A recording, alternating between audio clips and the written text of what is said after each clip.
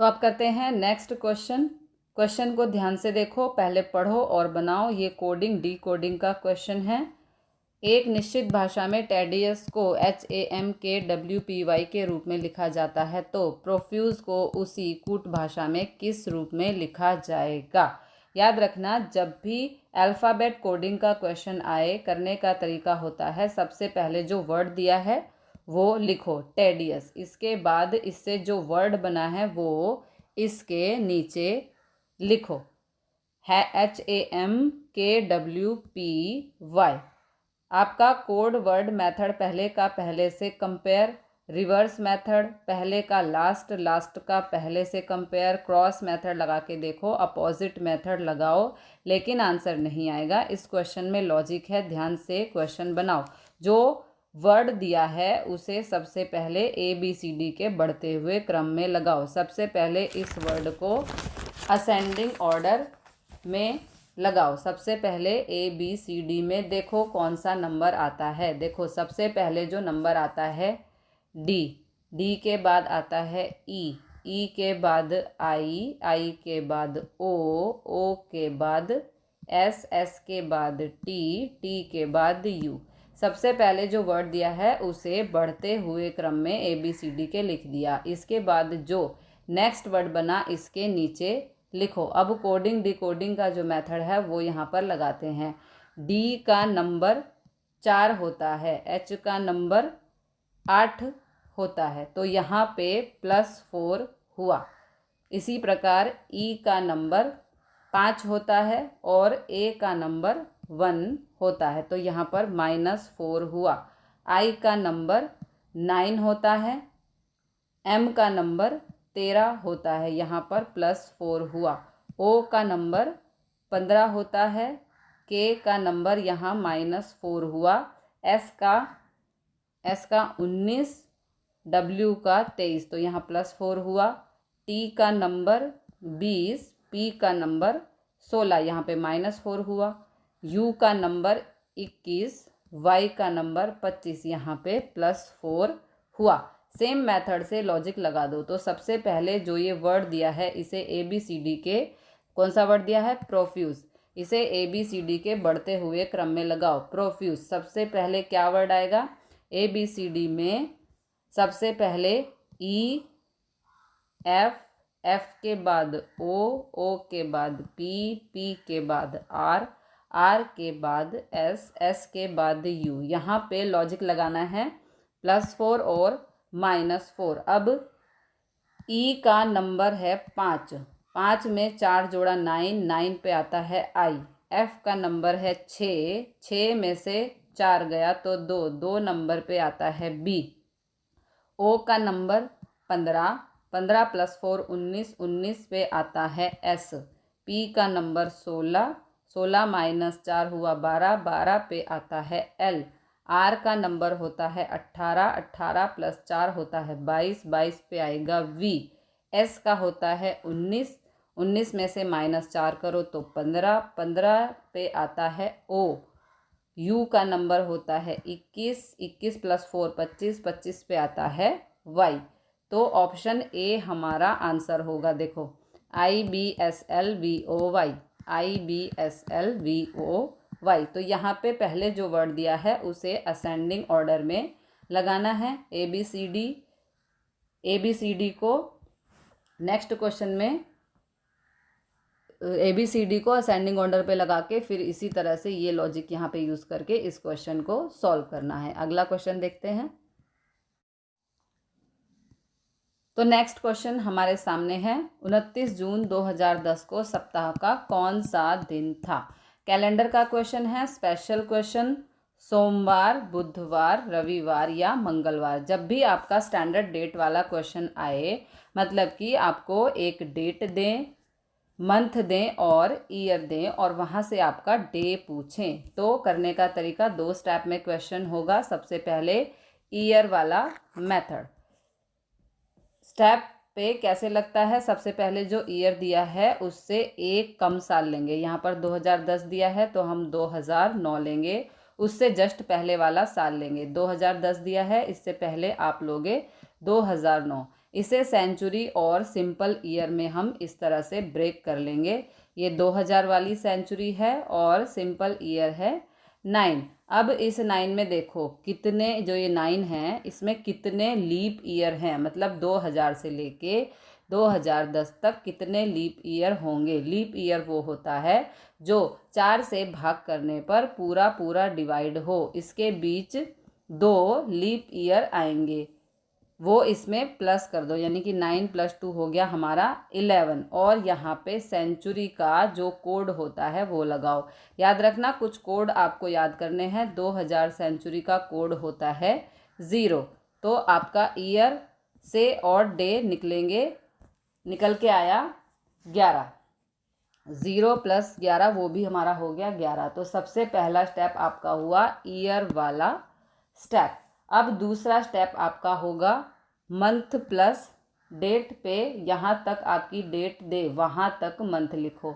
सबसे पहले जनवरी, फरवरी, मार्च, अप्रैल, मई, जून, जहाँ तक जाना है वहाँ तक ले लो, जून तक। तो अब जिस महीने में 31 दिन होते हैं उसमें ऑड डे आते हैं 3, और जिस महीने में 30 दिन होते हैं उसमें ऑड डे आते हैं 2।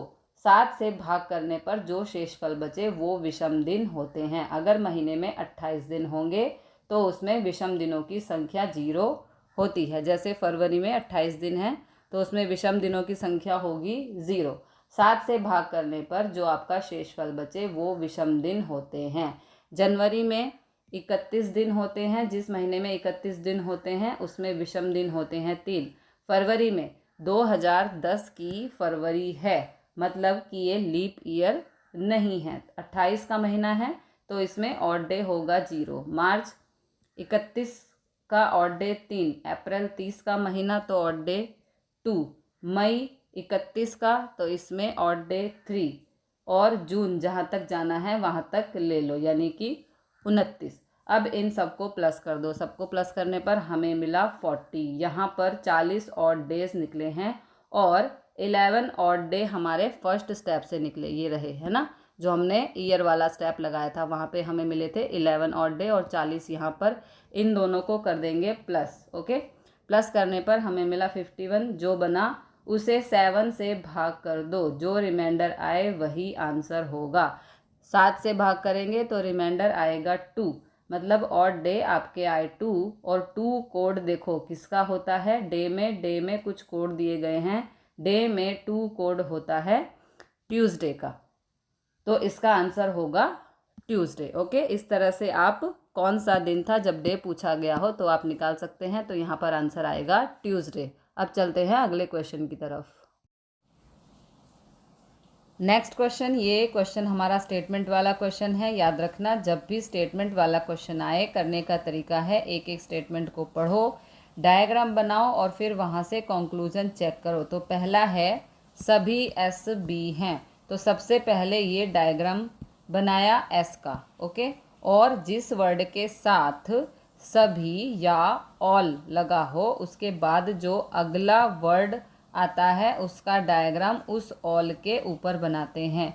ऑल के साथ है तो एस के ऊपर बी का डायग्राम बनाया। तो अगली स्टेटमेंट है कुछ बी सी हैं, कुछ और सम वाला ये रिलेशन होता है इस तरह से। ओके, और एक चीज़ और आपको याद रखनी है, आपकी जो पहली स्टेटमेंट है क्या उसमें कहीं पर भी नो या नहीं वर्ड है? यहाँ पर नहीं है, नो और नहीं में से कुछ भी, इसका मतलब पहली स्टेटमेंट आपकी है पॉजिटिव। ओके, सेम दूसरी स्टेटमेंट में कहीं पर भी नो या नहीं वर्ड नहीं है तो ये भी हमारी है पॉजिटिव। याद रखना आपकी जब स्टेटमेंट पॉजिटिव होगी तो आपका कंक्लूजन नेगेटिव नहीं बन सकता। तो सेकंड कंक्लूजन को हम अभी कट कर देते हैं क्योंकि ये नहीं बनेगा। ओके, नहीं बन रहा है, कभी नहीं बन सकता, इसे कट कर दो। चलो अब एक एक करके चेक करते हैं। इसने कहा सभी एस सी हैं, तो देखो एस ये रहा और सी ये रहा, तो एस और सी के बीच कोई रिलेशन नहीं है, इसका मतलब 1 भी हमारी रॉन्ग है। आगे कहा है सभी बी एस हैं, देखो बी वाला डायग्राम ये है और एस वाला डायग्राम ये है। आप बाहर से अंदर की तरफ आ रहे हो, ओके, बाहर से अंदर वाले डायग्राम पे जा रहे हो, और जब भी बाहर से अंदर वाले डायग्राम पे जाते हैं तो वो रिलेशन बनता है कुछ यानी कि सम वाला, ओके, कुछ यानी कि सम वाला। आप यहाँ पे बोल सकते हो कुछ ना, कुछ तो है लेकिन ऑल नहीं है, ओके। तो ऑप्शन सी ऑल नहीं है यानी कि सभी बी एस नहीं है, तो ये भी हमारा हो गया रॉन्ग, यानी कि हमारा आंसर आएगा कोई भी निष्कर्ष अनुसरण नहीं करता है, ऑप्शन सी ये हमारा आंसर। अब देखते हैं अगला क्वेश्चन। तो अगला क्वेश्चन हमारे सामने है आपका अरिथमेटिकल रीजनिंग से ये क्वेश्चन है। क्वेश्चन को पहले ध्यान से पढ़ना है और फिर हमें बनाना है। पूछा गया है किसी कंपनी में 3 विभाग हैं, आईटी, एचआर और एचडी। आईटी विभाग में 125 कर्मचारी हैं। मानव संसाधन विभाग में आईटी विभाग के कर्मचारियों का 1/5 भाग है।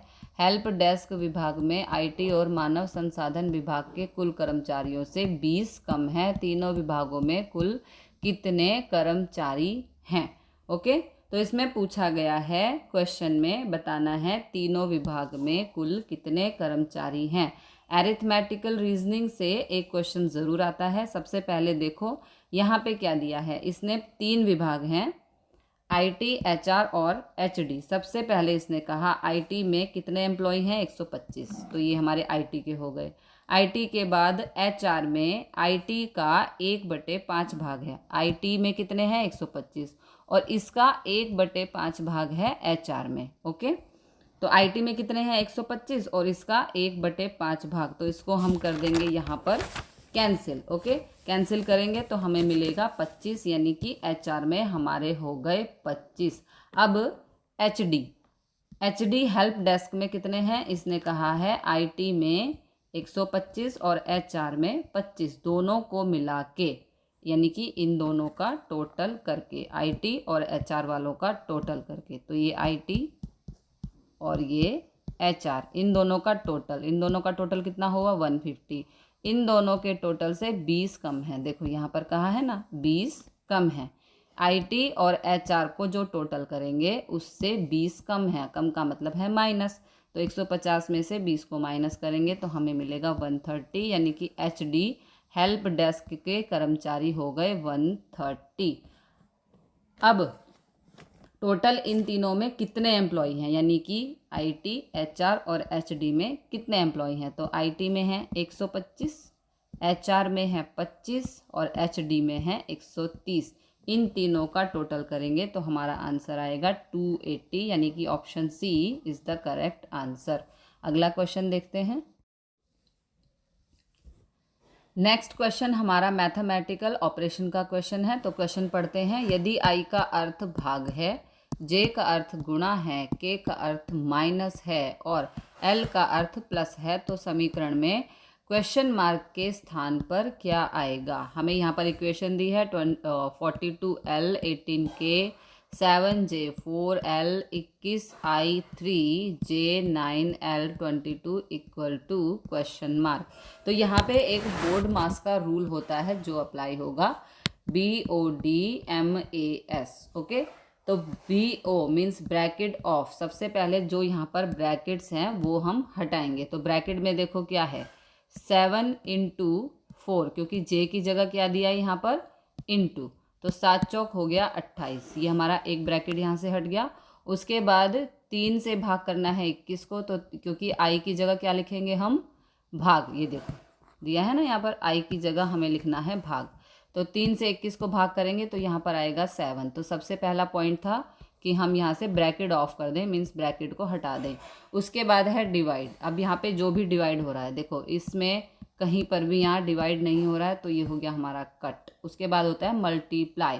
अब यहाँ पे जो भी मल्टीप्लाई हो रहा है उसको हम मल्टीप्लाई कर देंगे।